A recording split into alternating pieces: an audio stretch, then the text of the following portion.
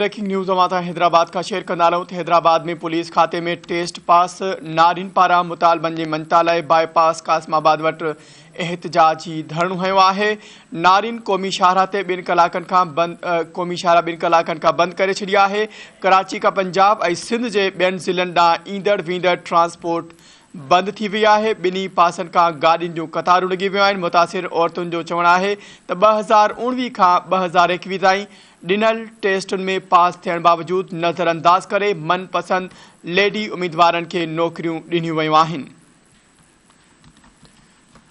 ख़बर के हवाले से नाज़रीन अवां खे हिकु ॿीहर आगाह कंदा आहियूं। या ब्रेकिंग न्यूज़ अवां सां हैदराबाद का शेयर कंदा आहियूं। हैदराबाद में पुलिस खाते में टेस्ट पास नारिन पारां मुतालबनि जे मनता लाइ बाईपास कासमाबाद वटि एहतजाजी धरणो हयो आहे। नारिन क़ौमी शाहरा ते 2 कलाकनि खां क़ौमी शाहरा बंदि करे छॾी।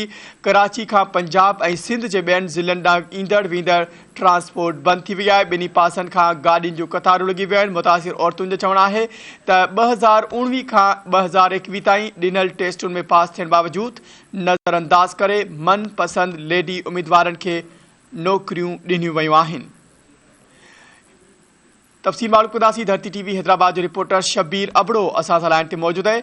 जी शबीर, आगाह कजो, छा तफ़सील आहिनि? जी बिल्कुल, पुलिस खाते में टेस्ट पास नारिन पारां मुतालबनि जी मनता लाइ हैदराबाद बाईपास कासमाबाद वटि एहतजाज कयो आहे। नारिन क़ौमी शाहरा 2 कलाकनि खां बंदि करे छॾियो, जंहिं सबबि कराची खां पंजाब ऐं सिंध जे ॿियनि ज़िलनि ॾांहुं ईंदड़ वेंदड़ ट्रैफ़िक बंदि थी वई। रोड जे ॿिन्ही पासनि खां गाॾियुनि जूं कतारूं लॻी वयूं आहिनि। उन हवाले सां मुतासिर नारिन जो इल्ज़ाम आहे त 2019 ईस्वी खां 2021 ईस्वी ताईं ॾिनल टेस्टुनि में पास थियण बावजूदि नज़रअंदाज करे मनपसंद लेडी उम्मीदवारनि खे नौकरियूं ॾिनियूं वयूं आहिनि। उन्हनि जो चवणु आहे त पुलिस खाते नौकरियूं कंदड़ पुलिस अहलकारनि तोड़े अमलदारनि जे वेझनि अज़ीज़नि ऐं घर भातियुनि खे 1 खां वधीक नौकरियूं ॾिनियूं वयूं आहिनि।